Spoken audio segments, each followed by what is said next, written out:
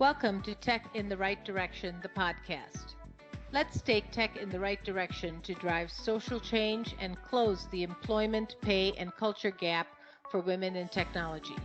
This podcast is focused on helping turn ideas into action and create opportunities for women to advance in the dynamic technology industry.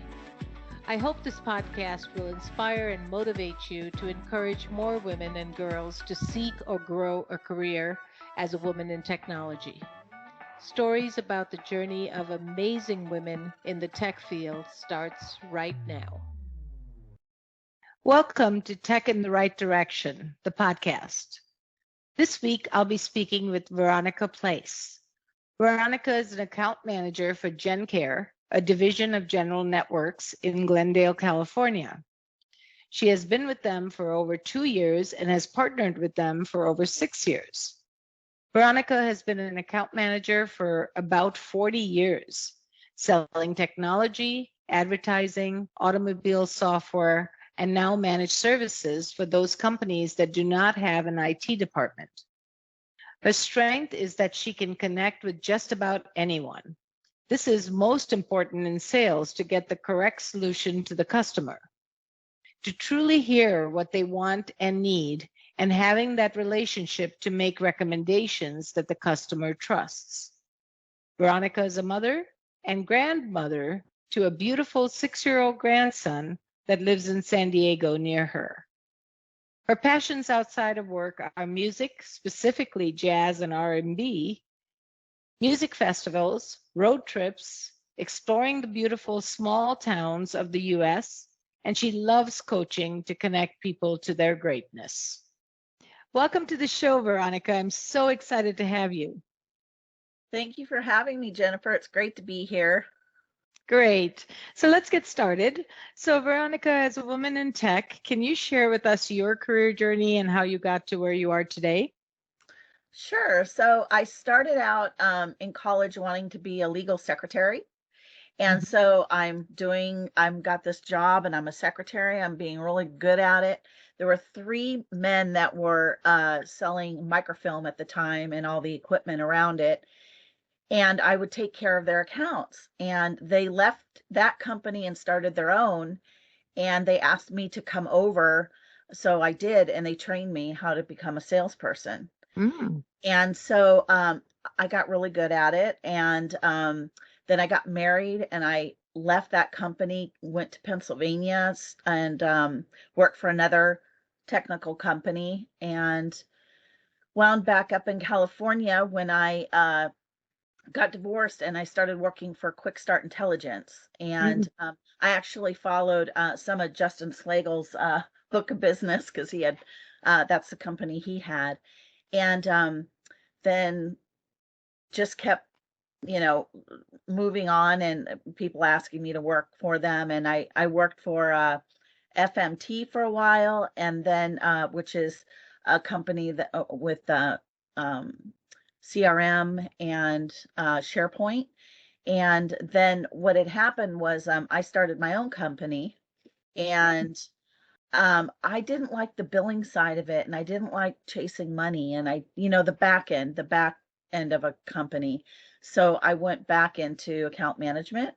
And when I came back to California, I had done a huge partner sale with General Networks when I was with FMT, and they couldn't do the migration. So I reached out to General Networks, and they were my partners. And then after I came back to California, they asked if I wanted to come work for them. So, that's my whole real history of being in tech. But, one thing I want to say is that tech has a lot of sides. It's not just one type of, when you're in tech, there's just a lot of different avenues to take. Yeah, and that's so true. And I'm glad you brought that up so that our listeners can understand that tech doesn't mean always coding, right? There's so many different job roles within tech that are very exciting and very interesting. So when you got into tech, it was when, there were probably very few women in tech. Were you nervous about the technology? Did you have any like anxiety about it? I'm just curious. Yeah, so when I was selling microfilm, they had what they call like a reader printer, and then tech. They started. It's when the PC first came out. I mean, I was in the early stages, Mm-hmm. Mm-hmm. and then our head tech guy said, "Oh, I think I could network these," and so we'd have this computer attached to this reader printer, and it would tell the film to go to a certain frame. And we thought, oh my God, that's so big, And then Mm-hmm. he would network these computers, and that's really when networking started. And then we'd have I call them a cherry picker, where you'd have like a disc of like a disc, and it would have all that information on it, and it would pull that disc and put it in the reader for banks. And so that's kind of like how I got started. It was nerve wracking because I didn't know anything Mm-hmm. about technology, and I had to rely on my technical staff, which is still the same today. I mean, Mm-hmm. as an account manager, I know enough to be able to direct the call, to be able to manage the client, to be able to listen for. But if you're going to ask me to network, put a network together or do a migration, I'm going to have to pass. um, Right, right. but as far as, yeah, I did that for many years, and then I got out of technology and sold advertising for several years. But then that went into tech. I mean, it was Mhm. websites and, online advertising, and no more book, because I was selling for Yellow Book. So that Mhm. went into technology. So really, as a woman, as a salesperson, as an account manager, or anybody really in business, I don't care, you're going to be touched by technology. Right, right. So it's, you think you might not, but you're going to be, if you're selling, you're going to be selling something around technology, I Today, believe. if you live in our world, it's touched by technology. I Yeah, mean, lights and refrigerators and it's all phones running and on it, everything is right? connected. Yep. Yep, Yeah. yep. So true. So your expertise lies in account management. You've done it for many, many years. Can you share with us what makes an exceptional account manager? Because you do so well in this role. Yeah, General Networks actually hired me because of my account management skills. They knew, like, I was for the client, and I have listening for that. So, yeah, I would say, as an account manager, someone even starting out, really be there for the client. I mean, they know I'm there to make money. I mean, I'm a salesperson, I'm an account manager. But I mean, really, the first thing you need to do is really listen to what the client needs and what their wants are, but not necessarily go for what's going to make the most money in my pocket. Okay. Hmm. So I always say, when I interview, I'm not the fastest horse out of the gate, but my clients are like glue in a mousetrap. They don't leave. Hmm. Hmm. And I believe it's because I listen to them, and I try to give them value. I give them value for what they need and price point. But the one thing that I think I do well is, if you have $5,000 and you have a project or something, or if you have $50,000 or $500,000, I don't treat you any different. Hmm. Because that $5,000 to that smaller client might mean as much as somebody's larger client at 50,000. Hmm. Hmm. So I really do try to give everyone equal value. And the other thing too is, I feel like an account manager is sometimes the middle person between the account and my company that I represent. And when they don't see eye to eye, because, in business, if you're not doing business, there's no troubles, right? Mhm. So and that's when I get paid. I feel like that's when I get paid, is when I if there's, a miscommunication or something like that. But I really do. And this is just what I do. I almost always take the side of the client Mhm. and make it right. Uh, because that old saying, the customer is always right. Mhm.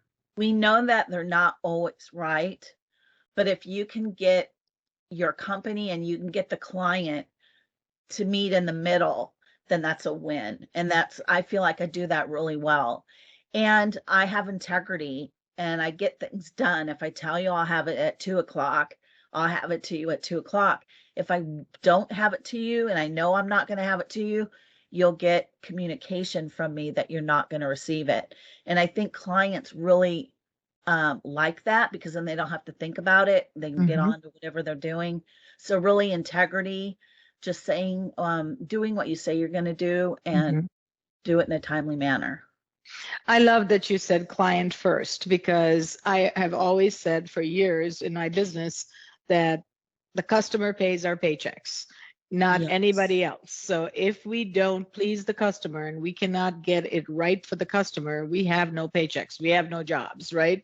So our Exactly. job is for the client. Absolutely. And listening is so important. Like you said, you got to listen and provide them solutions to what their need is. And I love that you said, 5,000 or 500,000, it doesn't matter. It's still your customer and it's relative, right? The small company, 5,000 is a lot of money. And, Yes. a multi-billion dollar company, 500,000 is equal to 5,000 in some Yeah. cases. So, yeah, Yes. you're absolutely right. And I think the reason why you're so successful is that you've got the right attitude of the client comes first, and the client is always right. And a lot of times they're not, but really it's their perception. This is how they're feeling. Then we have to listen and we have to make it right.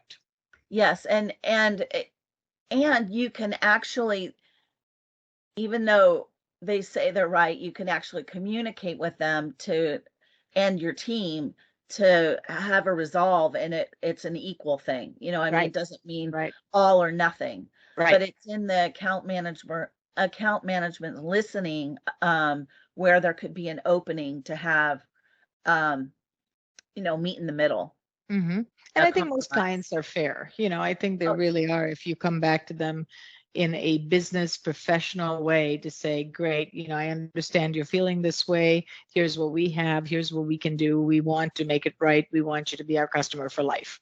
And yes. they can't really go wrong. I mean, they'll be fair. Yes. Yes. I've Great. never had I've never had a account like leave because of something that has gone wrong.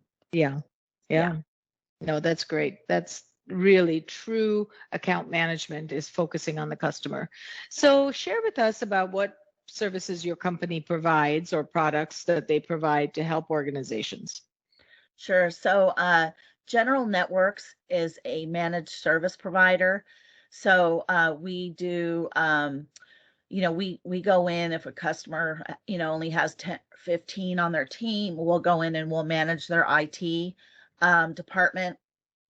And if they have 500, we'll do the same. So, Mhm. basically, small, medium-sized business, we go in and provide all the services. So we'll be their help desk. If they have projects around migrations, whether it be, Office 365 going from premise to the cloud, or if, any kind of hybrid, my guy, and he's amazing. He's doing some project management for a client that we do no services for, but Mhm. he's in there, so pretty much we do everything around technology. We are not CRM. We um we have partners that help us with that. And let's see, just uh, all projects. No, that's great that you have a service for smaller companies that cannot afford or maybe don't want to even deal with an IT department. And you can be their IT department, and that's awesome. I mean, you need computers for everything we do, and we need them running when we need them, you know. So Yeah, that's awesome. I have one client right now. He's been doing his own thing, but he says it's getting so complicated that Hmm. he's afraid that if he doesn't hire us, that down the road, that's when things will get tangled up and Yep. he'll have to redo his whole infrastructure. So So, so true. yeah. So, yeah, we do a lot of consulting. And then we get in and do the migrations as well. And one thing Nice. I want to say, there, as you know, being a Microsoft partner, there's a lot of MSPs. I mean, Hmm. and it's very competitive.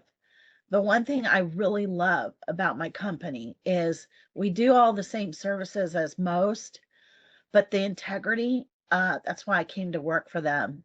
Their word and their integrity, if they say they're going to do something, it gets done.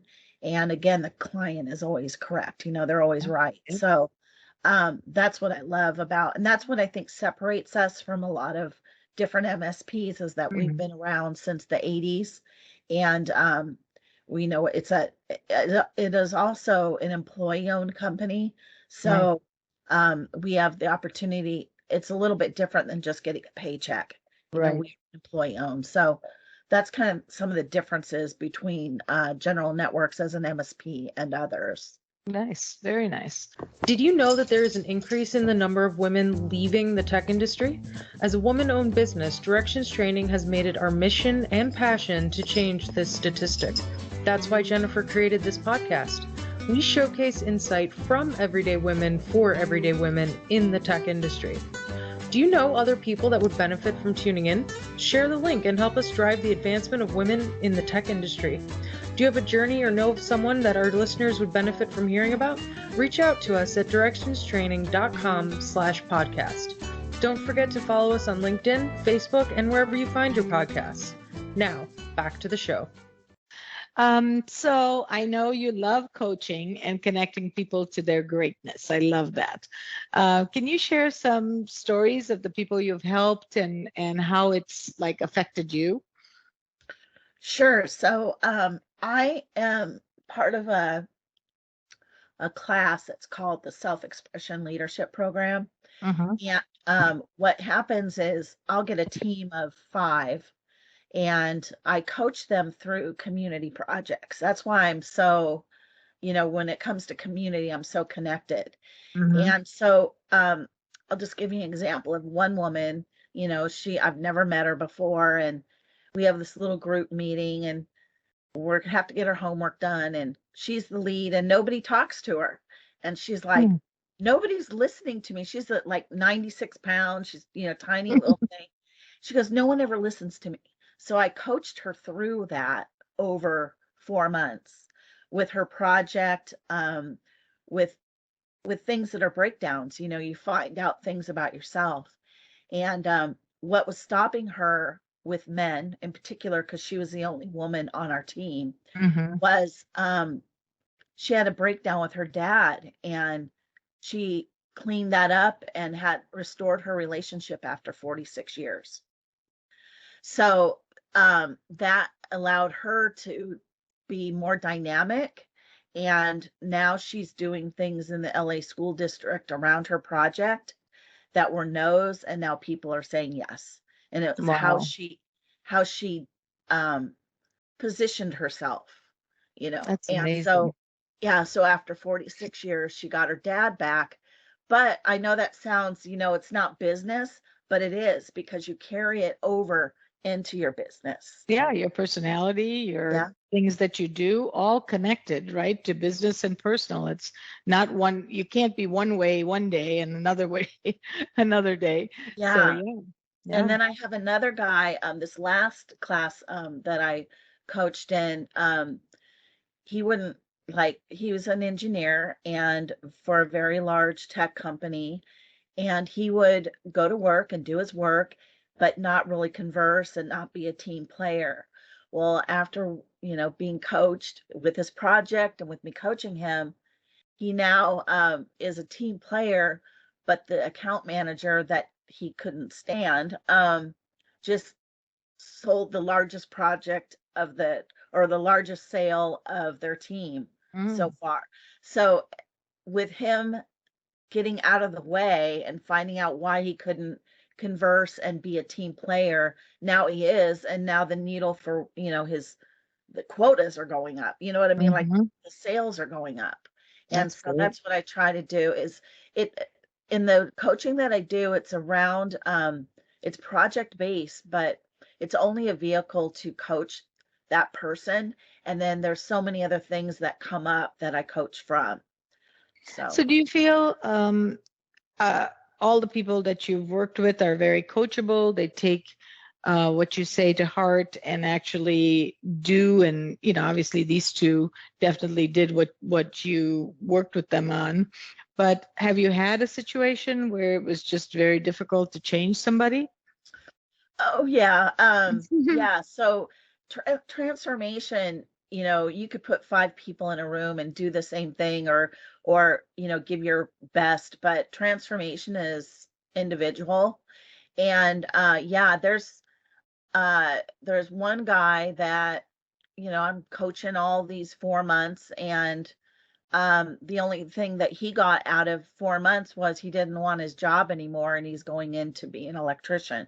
Mm, So he was really great too, but he couldn't get a grasp of his greatness. So his mm-hmm, shyness is continuing. So mm-hmm. yeah, there's times, but to me that's a win because It is because he's realized where he needs to be and where he's yeah, going to excel, right? I mean, his greatness is probably not in this role, in a different role. yeah. And one thing that I've taken out of coaching, which I'm really thrilled, and I'm doing it now on the side as well, like at night. I have a few clients, but one thing that, in this class that I'm in, I've done it for like, I think 6 or 7 classes, and Mhm. nobody leaves. My participants stay with me through the whole course, and that typically a coach will lose one or two people because they get confronted. You're not going to tell me, or whatever. So they get confronted and they leave. And I don't have people leave. And I think it's because, again, I meet them where they're at and I see their greatness, and that's where I work from. I mean, I'll Yeah. just say, even a homeless person, they have if you sit and take time and talk to them, you'll learn something.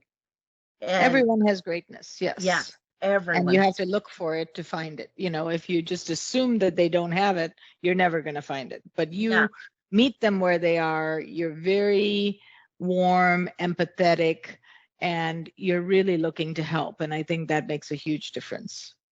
Yep. In my life, I want people to know that I was a contribution. I mean, Hmm. money comes and goes, but if I can touch as many people and contribute to them, that's really what I'm up to. And And that's you what I do love. that so well. I love You really sales do. because of that. It's Mhm. something, yeah, I get paid for it, but if I can leave their company better than how I walked into it, uh, that's a win. And, I just feel like I love people. That's all. I That's want them great. to be the best. Yeah. That's great. So, in addition to all the things that you're doing with coaching and running your account management business, you're also a community leader at the IAMCP, which is a nonprofit that works with Microsoft Partner Channel. Share with us your passion for diversity and inclusion in the workplace and how you are making a difference, because I know you do a lot of work in this space. Yeah. So DE&I is right there with my coaching as, like my passion. Mhm. Um, a few years ago, I do think I don't want to, I'll just say I think I was prejudiced. Mhm. Um, I think I told the story that I was walking down New York one time, and I had my purse, and a black person walked by me, and I grabbed my purse. Mm. Because my mother always said, she grew up in Brooklyn, and when I went to visit her, like when I was 10, same thing, watch your wallet, watch your purse, that. Mm. And so I think I had a lot of unconscious bias, right? So through DE&I and being a chair for San Diego chapter, I really could distinguish those and take care of those and move them aside. And what's really happened now is I can be with anyone. Mm-hmm. And even there was there's a member that's Indian in the IMACP, and a few years ago I talked to him, but I felt like he was smarter than me. I felt like I couldn't understand him. So I would not avoid him, but I certainly wouldn't just, hey, and talk to him. So that actually came up the other day in a meeting, and I'm like, wow, I've really come a long way because I really love this person. I mean, he's Mm-hmm. a great person. And so the DE&I has really developed me to be able to be with anyone, and no matter what skin color, or if even we had a transgender come and speak and to San Diego, and I really learned a lot, but I asked Mm-hmm. really hard questions, Mm-hmm. and she answered them. So Mm-hmm. what I've learned too, to ask really hard questions so I can learn. And To I've have had, the conversation is so important. The awareness is so important. And I give you so much credit to understand your unconscious bias and then fix it, to say you have to have an open mind. You have to, you can't think like that, because so many things influence your thought process, right? Where you grew up, how you were raised, what schools you went to, where you live, all of those things. So we all have biases, but to be aware of them and then to shed them is huge. So that's very impressive. yeah, I actually a few years ago dated this really great black man, and we had so much fun at music concerts and such. But I noticed where we would get put in the back room. Police would profile him, Mhm. and I'm like, what? Because I never experienced You anything. never realize, right? No. And so I think, yeah, I just think that a lot of times we as people, I mean, I'll just say for myself as a white woman that was raised very sheltered, Mhm. I have these biases, and I didn't even know it until DE&I, and I'm really thankful to be in this, into the DE&I group, because I learn something every week, it's like. Yeah. And as far as my company, we have all different, we have, brown people, we have women, men, and they're in leadership. We have a woman controller, um, and we have, I believe they just hired a woman for our help desk, which is really great because Charles really wanted to have a woman, but it's really hard to find women Hmm. to be in tech. It's really hard to find the right fit. There's That's what not we're a, trying to do, is change that. yeah, right. And Yeah. I'm the only woman on my team, as far as sales team. Uh, Hmm. and so, but I know my company is really trying to transform that as well. But like you said, we're all trying to change that. So No, it's, that's great. Thank you for your transparency. Thank you for sharing your experiences, because we can all learn from each other. So, being a woman in tech, what challenges have you faced over the years, and what have you done to overcome them? oh my gosh, women today talk about like a man touching their arm or something, you know, in business. And because I started sales when I was 18. So Mm. I've been at it a long time. And um, in the 80s, they had Top Gun, right? Remember Top Gun, the Hmm. movie? I do. Well, I was selling equipment, and they invited me to go to the Top Gun hangar. And I went and my guy rolled in the machine and there was probably 30 men around in a circle and I'm demoing and I had in the 80s I wore a bow tie, I had my suit on, like, all prim and proper. And this man, my contact, I was in the Top Gun hangar. I didn't even know what Top Gun was. I really did not even have a clue because I worked all the time. I never watched movies. And they go, so I'm demoing, and some guy came behind me and took off my jacket. Mm. And I'm like, okay, what's going on? And I'm watching my driver, and he's just laughing. And the next thing you know, they took off my tie. Mm. And I'm like, what? And I stopped. But at that moment, I'm like, what do I do? And this is the truth. I'm like, what do I do?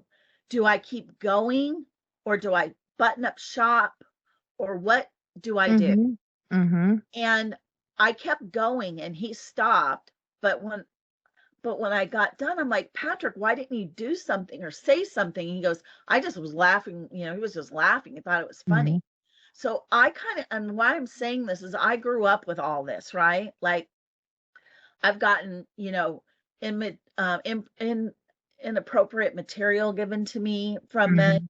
I've been asked on dates, when I'm trying to close a sale. This was my younger years. So I've gone through that whole thing because that there wasn't very many women in sales. Right. It was really was not.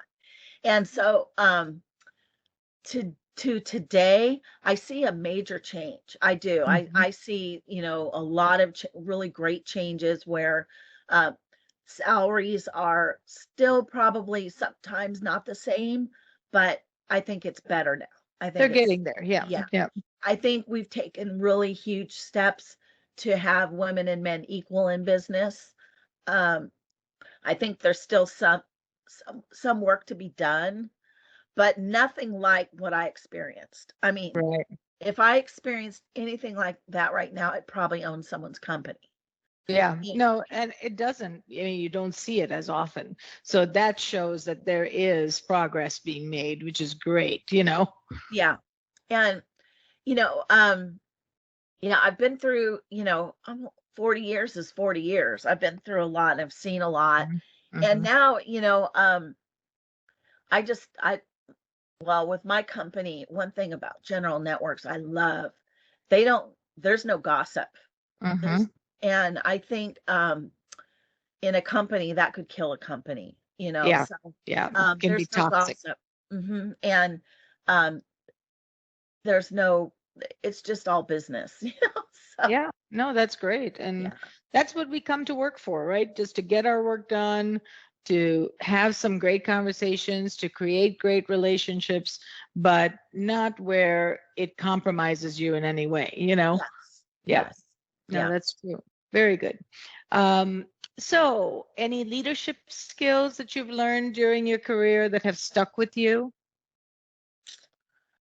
Let's see.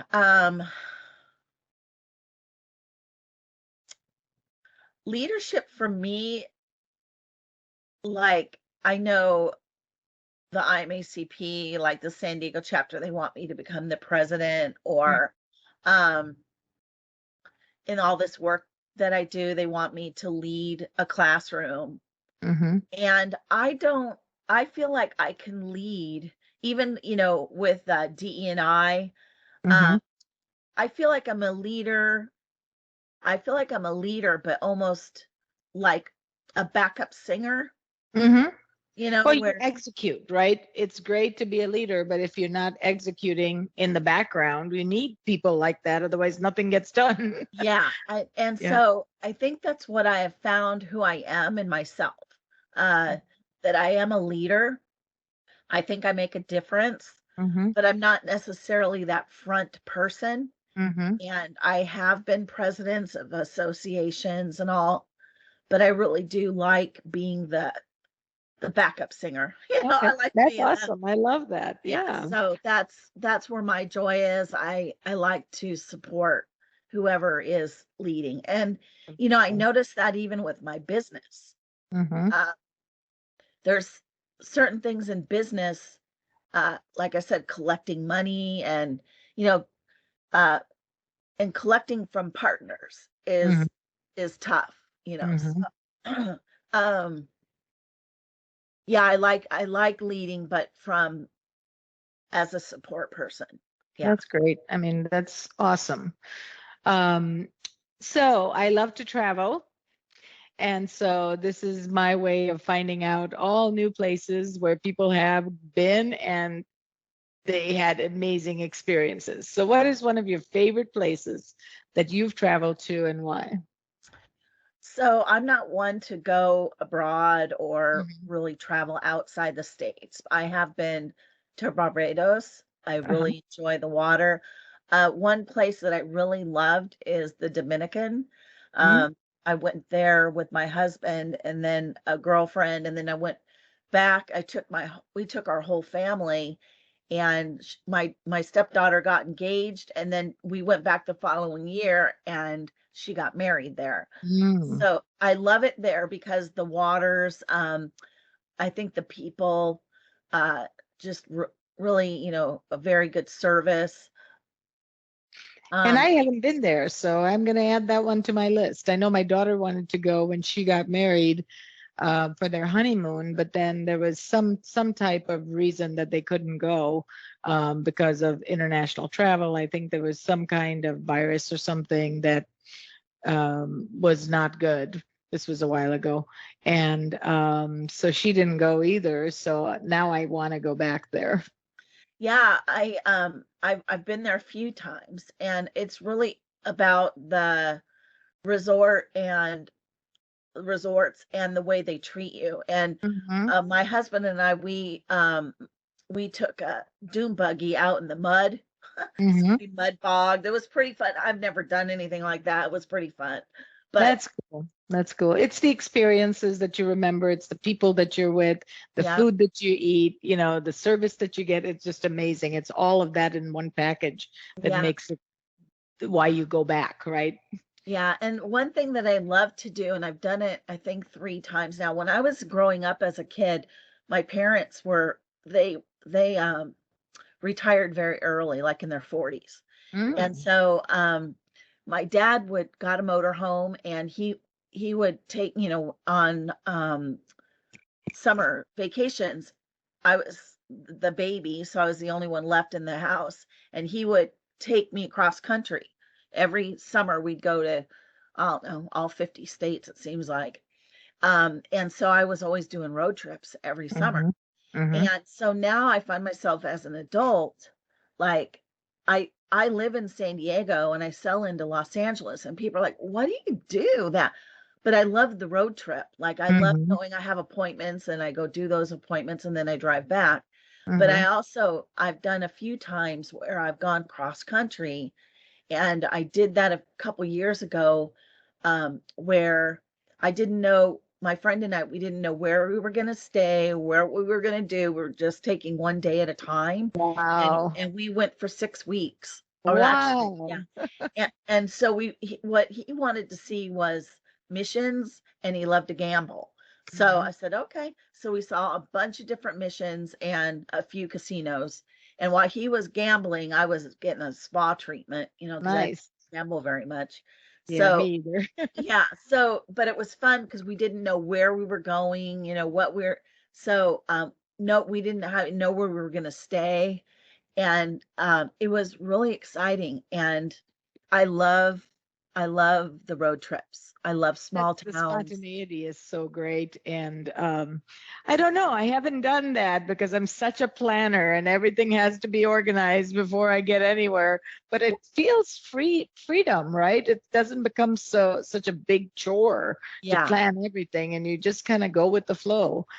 Well, One if you day I'd want love to do coaching that. around I don't that, know. let me know. Yeah, I'll go with you. Yeah, there you go.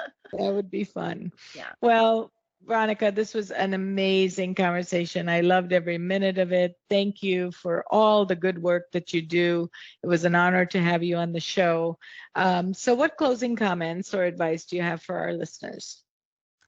Well, I just want to say thank you to you, and also for any women that are listening that, you know, if you're in technology, uh, keep going. And if you're starting to look into technology, again, there are so many avenues you can take. And don't think that, just because you don't know coding or all the different uh, types of, migration information and Azure and all the buzzwords, that you can't get into technology, because I got into technology and I got hired because I didn't have all the skills. Like I got hired for other skills. Mm-hmm. So I suggest that really anyone, but women in particular, that you really take a look at your skill set and see where that fits in, and then grow from there and take classes or whatever you need to do. But really know your greatness and let people know about it as well. That's amazing. Great advice. Well, Veronica, thank you so much. I truly appreciate your time, and I really enjoyed our time together. Thank you, Jennifer. Thank you for listening to Tech in the Right Direction. Please take a minute to subscribe or follow so that you never miss an episode. Also, don't forget to like, share, and comment. Thank you. See you next week. From IT skill enhancements to end-user adoption training, Directions Training is your resource to help optimize the effectiveness of your technology investments.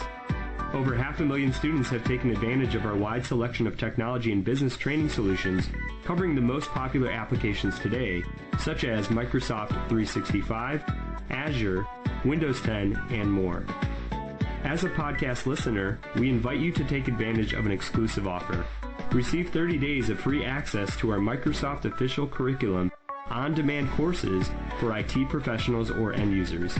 Visit us at www.directionstraining.com/podcast to claim this offer today.